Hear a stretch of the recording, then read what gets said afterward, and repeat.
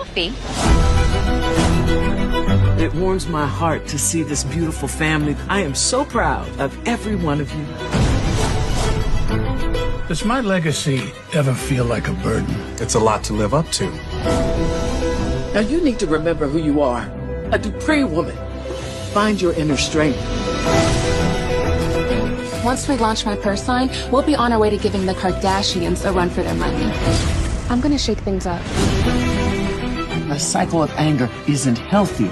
I'll be healthy again as soon as I make a couple of cheaters pay for blowing up my life.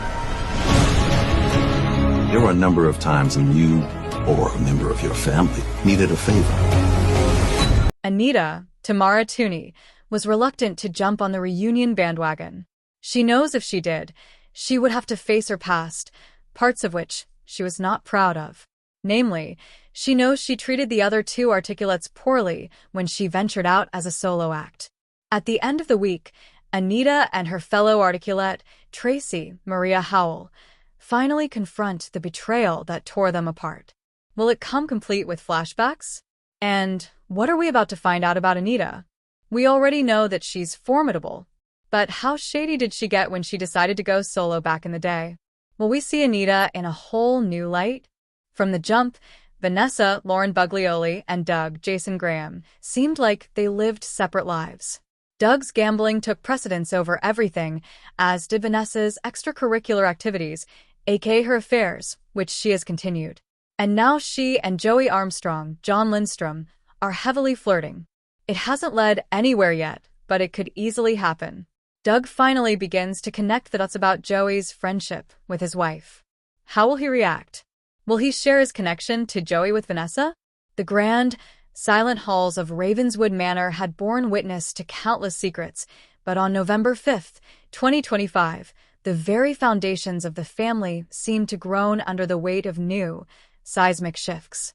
It was a day of stark contrasts, a day where one member's defiant roar echoed through the estate's gilded cages, while another's quiet, tear-streaked whisper sought to heal a decades-old wound. This wasn't just another chapter in the Gates family saga. It was a reckoning, a day where the past and present collided with the force of a tidal wave, leaving no one untouched. The whistleblower's fall, Derek's stand, and its devastating cost. The day began not with a whisper, but with the thunderous crack of a gavel. For weeks, Derek Gates, the black sheep with a conscience he could no longer ignore, had been meticulously building a case against his own family's corporate empire, Gates Global.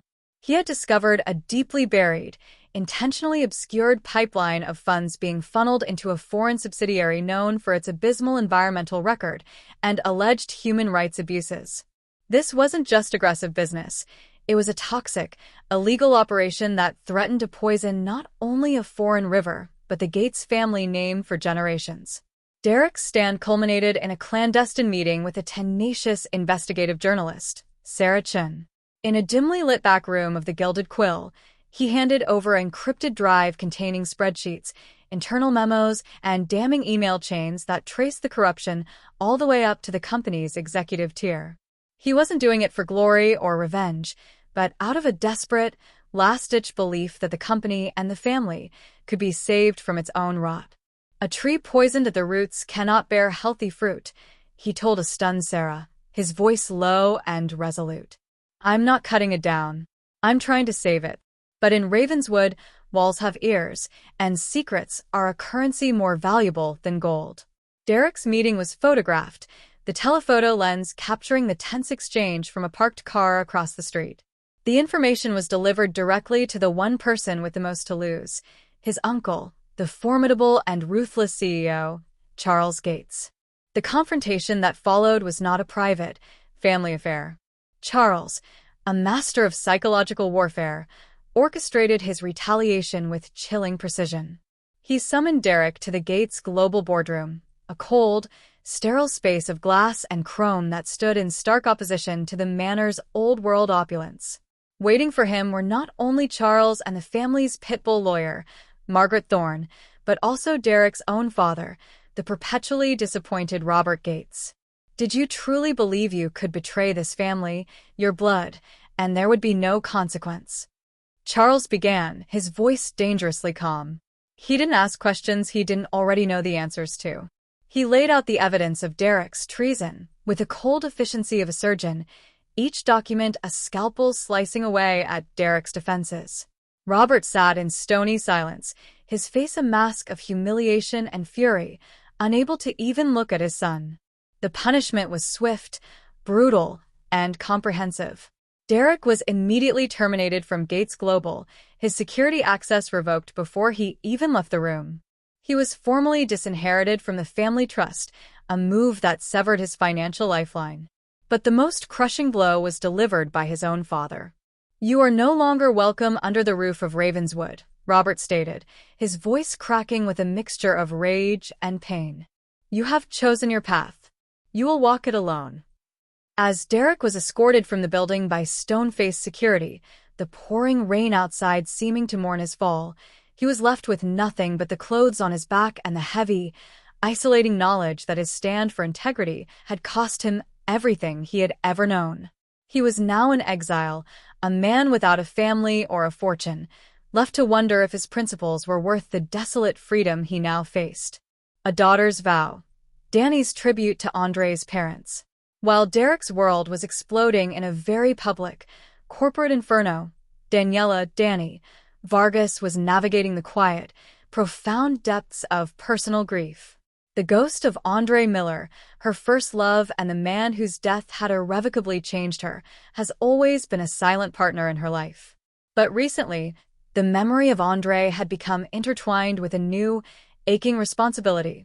The knowledge of his parents, Marcus and Lena Miller, who had been deliberately kept in the dark about the true circumstances of their son's death by the Gates family machinery. Danny had recently managed to make covert contact with them, revealing the long-buried truth. The initial meeting was raw and painful, a catharsis of shared grief and long-suppressed anger. On November 5th, Danny took the next, most poignant step. She couldn't give them their son back, but she could give them a piece of him they never had. She invited Marcus and Lena to a small, secluded garden overlooking the river, a place Andre had once told her he loved. There, under the skeletal branches of a weeping willow, she didn't offer empty platitudes. Instead, she brought a weathered cardboard box.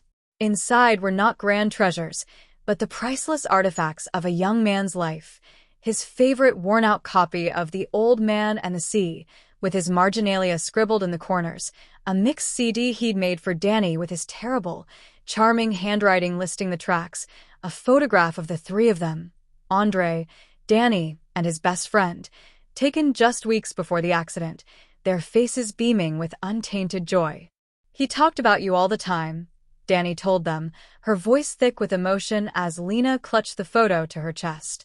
"He was so proud of his dad's woodworking and his mom's cooking. He wasn't just the tragedy. He was this brilliant, funny, infuriatingly optimistic person. And you should know him. The real him." Then, she presented them with her final and most significant offering. It was a USB drive containing a digital memorial she had painstakingly compiled, scanned photos from his childhood that the Gates family had no access to, video messages from his college friends sharing their favorite stories, and a long, recorded audio diary Danny had kept in the months after his death, recounting her memories of their time together in her own voice.